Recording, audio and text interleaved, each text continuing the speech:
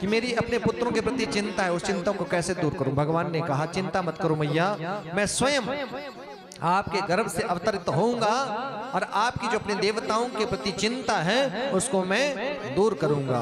आज भगवान ने माँ को वरदान दिया, समय बीता, समय अनुसार आज माँ अदिति के गर्भ में प्रवेश किया और समय अनुसार भगवान का अवतार हुआ।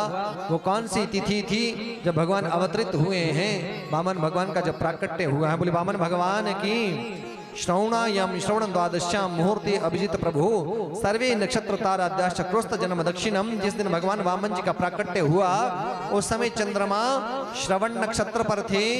भाद्रपद मास के शुक्ल पक्ष की श्रवण नक्षत्र वाली द्वादशी तिथि थी। अभिजित मुहूर्त में दिन के ठीक 12 बजे भगवान वामन का प्राकट्य होता है, जिसको क्या कहते हैं, वामन द्वादशी। बोले वामन भगवान की, बोले वामन भगवान की। अद्भुत छवि, अद्भुत छटा में वामन भगवान का प्राकट्य हुआ।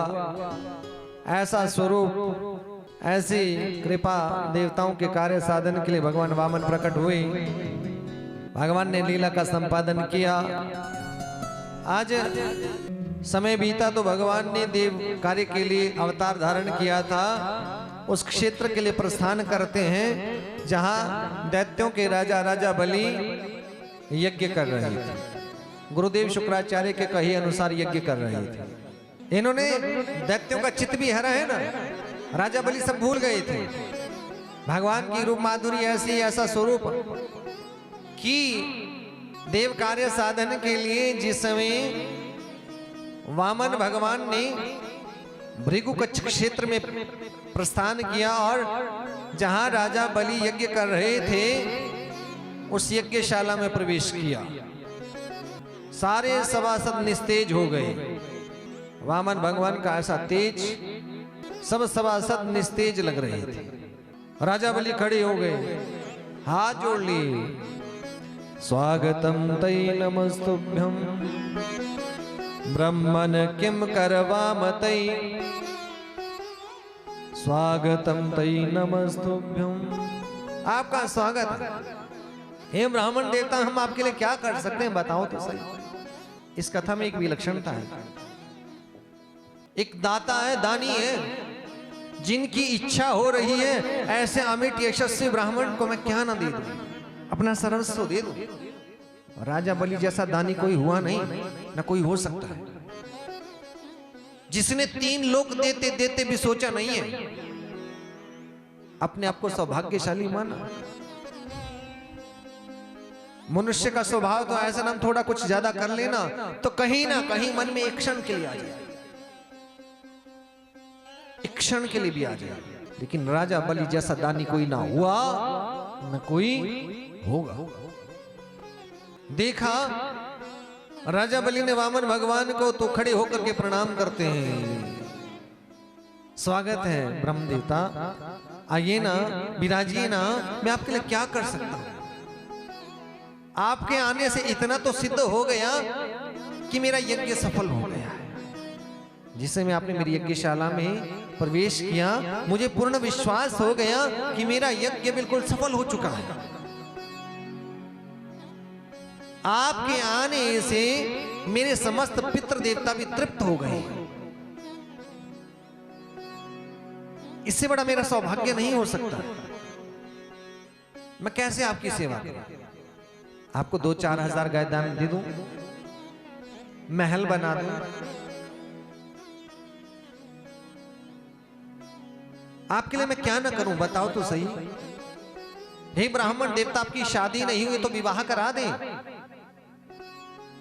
वामन भगवान माला फेर रहे थे, कुछ नहीं कहा, माला पूरी करी।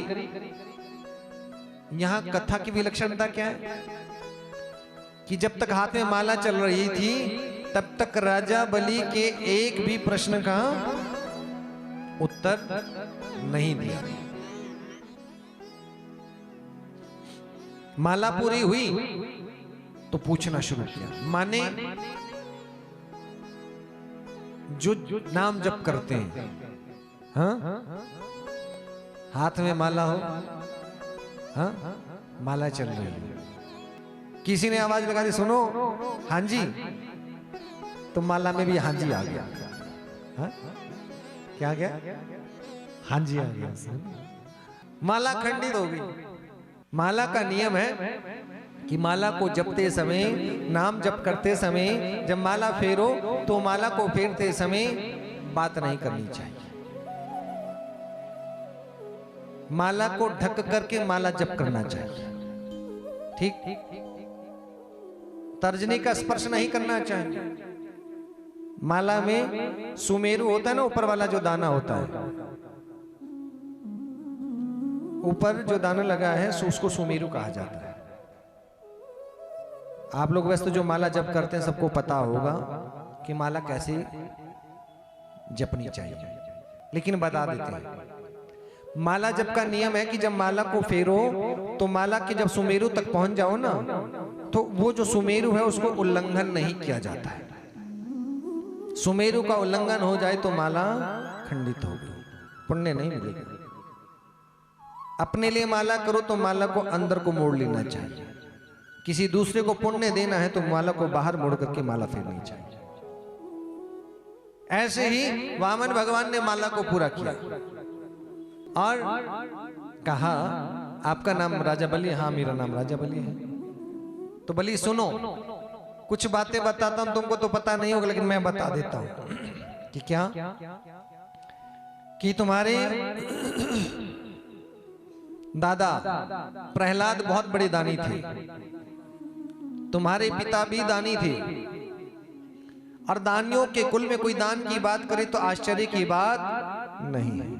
वामन भगवान यही कह रहे हैं कि आपके दादा भी दानी थे, आपके पिता भी दानी थे, और आप दान की बात करो तो आश्चर्य की बात नहीं है।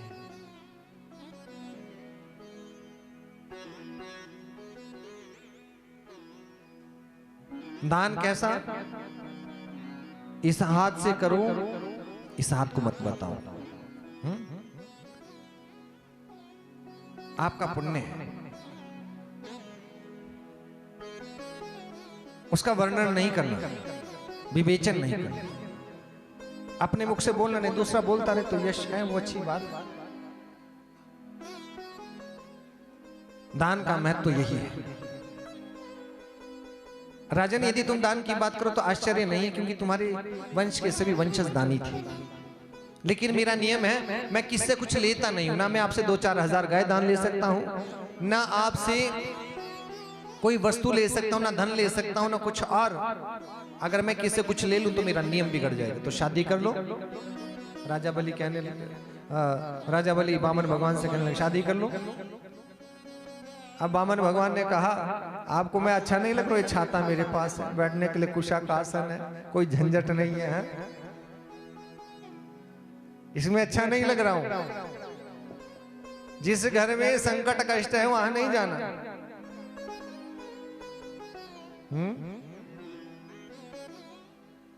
जब पति पत्नी लड़ते हैं ना, हम भी गृहस्थी, आप भी गृहस्थी, कोई सब जानते हैं इन बातों का ना। जब पति पत्नी लड़ते हैं ना, तो कभी कभी तो बस ऐसा हो जाता है, पता नहीं क्या हो गया होगा। बात को समझना। क्षणे रुष्टा क्षणे तुष्टा, रुष्टा तुष्टा क्षणे क्षणे। लेकिन गृहस्थ आश्रम कैसा है? एक रूठा दूसरा मना ले, दूसरा रूठा दूसरा मना ले, ये गृहस्थ आश्रम। लेकिन वामन भगवान कहते हैं इस झंझट में पड़ना ही क्यों, मैं इसी में सुखी हूं। अब यहां पे राजा बलि को लगता है ना जाने मैं क्या दे दूंगा इन वामन भगवान को, कुछ तो लेना होगा, कुछ तो। अब जिस समय वामन भगवान ने देखा कि अब सही समय आ गया है चोट करने का, अब लोहा गर्म है, इस समय मुझे अपनी बात कह देनी चाहिए। तो राजा ने एक काम करते हैं कि आपकी इच्छा मुझे कुछ देने की हो रही है, तो ऐसा कार्य करते हैं कि आप मेरा नियम भी ना बिगड़े और तुम्हारी देने की इच्छा भी पूरी हो जाए। तो कैसे? कि आप मुझे 3 पग भूमि का दान दे दीजिए। इतना सुनना था कि राजा बलि तो खिलखिला करके मुस्कुराने लगे। हंस रहे हैं क्यों? अरे रहे ना बामन के बामन, मांगना भी नहीं आता। मैं तीनों लोगों का राजा, ये छोटे से बामन भगवान कुछ मांग लेते तो बड़ा मांगते, 3 पग भूमि यहां से वहां को नहीं होगी। वामन देवता जहां से मन करता वहां से नाप लो, सारी तीनों लोक ही मेरे हैं, जहां मन करता तीनों लोकों में वहां 3 पग नाप लीजिए। वामन भगवान ने कहा, अरे दैत्यराज, किसी ब्राह्मण को दान देना नहीं आता, हाथ में जल लीजिए, संकल्प कीजिए और जल हाथ में दीजिए तो माना जाएगा कि दान किया। दान की महिमा भी यही है कि किसी को दान दिया जाए और संकल्प करके दिया जाए तो उसका महत्व बढ़ जाता है। ऐसे कैसे दान मान ले? अब क्या था, गुरु शुक्राचार्य उस बात को सुन रहे थे। शुक्राचार्य का माथा ठनक गया। राजा बलि को किनारे में बुलाया, राजन ध्यान लगा करके देखा शुक्राचार्य ने, ये कौन है बामन? ध्यान लगा करके देखा तो पाया कि तीनों लोकों के रचयिता भगवान नारायण हैं, जगदीश्वर हैं, देव कार्य से साधन के लिए यहां बामन का रूप बना करके आए हैं। राजा बलि को बुलाया। गुरु को शिष्य की चिंता हो जाती है, बचाना पड़ेगा। कैसे बचाएं? राजन इधर आओ ना, ये त्रिलोकीनाथ हैं, ये नारायण हैं और आपको छलने के लिए आए हैं बामन का रूप बना करके। राजा बलि कहने लगे, इससे बड़ा सौभाग्य क्या हो सकता है कि मेरे द्वार पर स्वयं नारायण याचक बन करके आए, मांगने के लिए खड़े हैं और मैं इनको देने के लिए तैयार हूं। और यज्ञ की महत्ता यही है, यज्ञ का महत्व तो ये है कि जिसमें दान दिया जाए वो यज्ञ है, जिसमें पुण्य कमाया जाए वो यज्ञ है। तो राजा बलि को गुरुदेव समझाते रहे, कुछ जगह पर झूठ बोलने से पाप नहीं लगता, मना कर देना, नहीं तो तेरा सब कुछ लुट जाएगा। कुछ स्थान बताए कि यहाँ झूठ बोलने से पाप नहीं लगता, लेकिन राजा बलि ने कहा, नहीं गुरुदेव, मैं तो संकल्प करूंगा, दान दूंगा। संकल्प करने के लिए तैयार हुए राजा बलि, तो गुरुदेव चेले को बचाने के लिए अंत तक प्रयास करते रहे। कमंडल की नली में घुस गए जहां से जल गिरना था। आंख लगा करके बाहर देखते रहे कहीं क्या हो रहा है। भगवान नारायण तो घटघट वासी है, अंतर्यामी है, त्रिभुवनपति है, वो तो सर्वत्र है। वो जल के अंदर उस कलश के अंदर भी वो सब देख रहे हैं कहां कौन क्या कर रहा है। तो अरे गुरुदेव वहां बैठे हो, यज्ञ के इस दान कार्य में बाधा उत्पन्न करना चाहते हो, आपको कर्म दंड भोगना पड़ेगा। गुरुदेव आंख लगा करके बैठे थे। अब राजा बलि के हाथ में लिए संकल्प के लिए जल गिरना था, लेकिन जल कैसे गिरे वहां तो डांट लगा करके गुरुदेव बैठे। भगवान के हाथ में कुशा का आसन था, भगवान ने कुशा के आसन से कुशा निकाली। कमंडल में जहां गुरुदेव बैठे थे वो नली में कुशा का प्रहार किया और गुरुदेव की आंख पधार गई। सच्चिदानंद भगवान की। जल गिरा, हाथ में जल आया, संकल्प हुआ।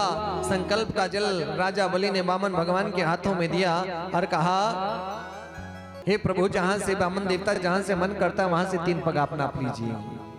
संकल्प पूरा हुआ। उसी समय भगवान ने अपना विराट रूप धारण किया। देखते ही देखते भगवान के चरण कहां पहुंच गए? ब्रह्मलोक में पहुंच गए। ब्रह्मा जी ने उस समय वामन भगवान के चरणों को धोया, उस जल को अपने कमंडल में रखा। जो जल वामन जी के चरणों को धो करके अपने कमंडल में रखा गया वही कौन है? पतित पावनी गंगा मैया।